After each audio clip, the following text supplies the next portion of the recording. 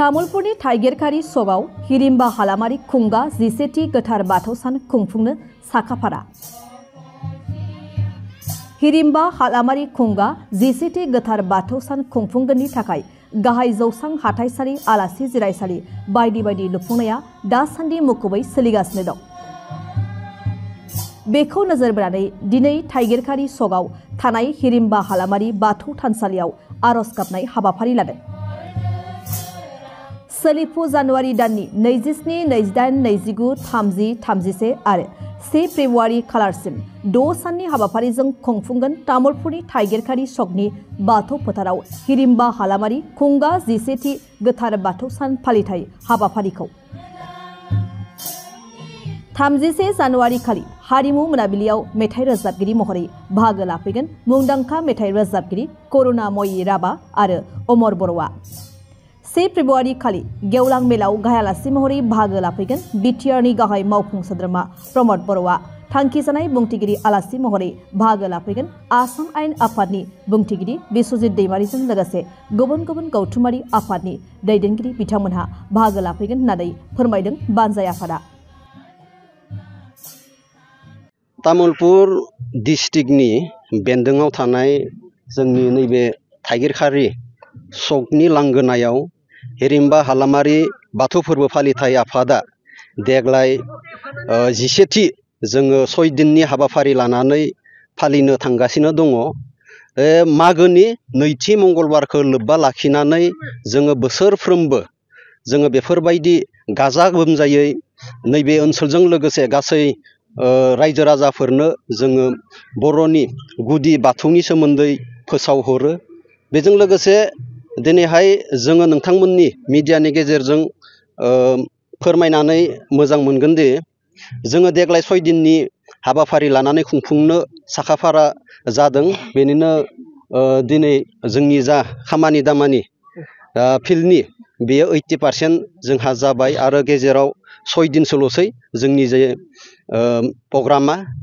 जोङो आसा खालामो जे जोंनि जा फैबाय थानाय जे 6 दिननि प्रग्राम बे प्रग्रामा मोजाङै मोजां रायजोफोरनि अननाय, जोंनि दैदेनगिरिफोरनि अननाय आरो जोंनि जा ओनसोलनि रायजोफोरा बयबो लैहोर लैहोर फैनानै गाजा गोमजायै नैथि मंगलबारखौ मोजाङै मोजां जोङो फालिनायाव हेफाजाब होगोन, जोङो बेखौ फोरमायहरो।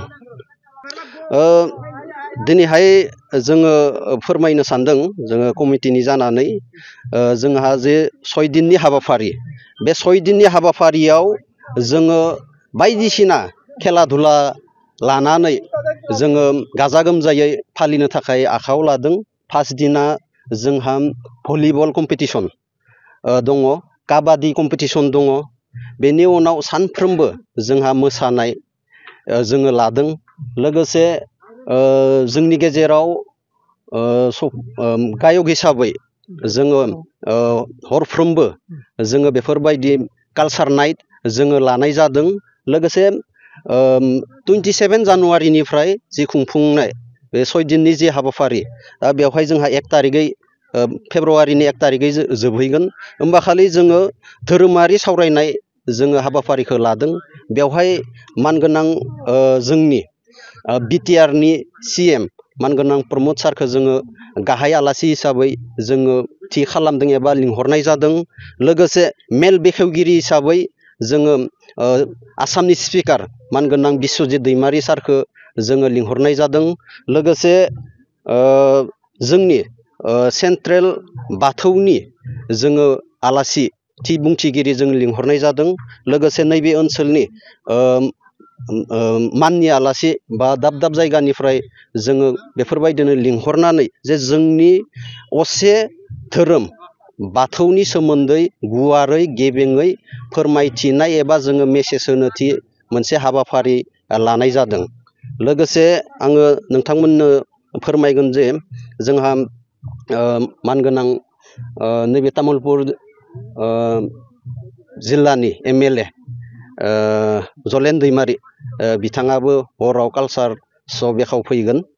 आङो बेखिनिखौनो फोरमायबाय। बायलाय फानलाय मा मा दं? जोंहा ओरैनो बेवहाय बर'नि जि दख'ना जे बायदिसिना ड्रेस आरो जानाय लोंनाय बेफोरखौ जोङो नैबेयाव गासैखौबो मोनजोबनाय जागोन। बेनिखायनो आङो आसा खालामो बयबो रायजो राजाफोरा जोंनि जे 6 दिननि जे हाबाफारि बेवहाय लैहोर लैहोर फैनानै जोंखौ मदद आरो हेफाजाब होफैगोन आं बेखौनो खावलायहरनाय जाबाय। जोंनिया दा खुंफुंनायानो गासैखौबो जों लाहाफारा खालामगासिनो दङ। दा जोंनियाथ' 27 निफ्राय आरम्भ जागोन, 27 निफ्राय 1 फेब्रुवारिसिम।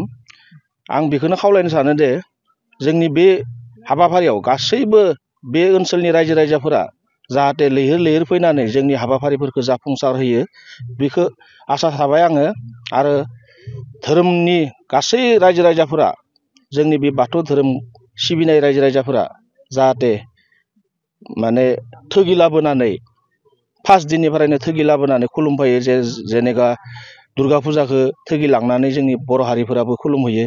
बेबायदि जोंनि बे बाथौ थानसालियावबो गासैबो जाहाथे निजा थोगि लाना फैनानै बे जोंनि थानसालियाव खुलुमफैगोन होननानै आं आसा खालामनाय जाबाय। आरो लोगोसे जोंनि मेलाखौ जाफुंसार होगोन होननानै आं जोंनि बानजाय आफादनिफ्राय आसा थानाय जाबाय।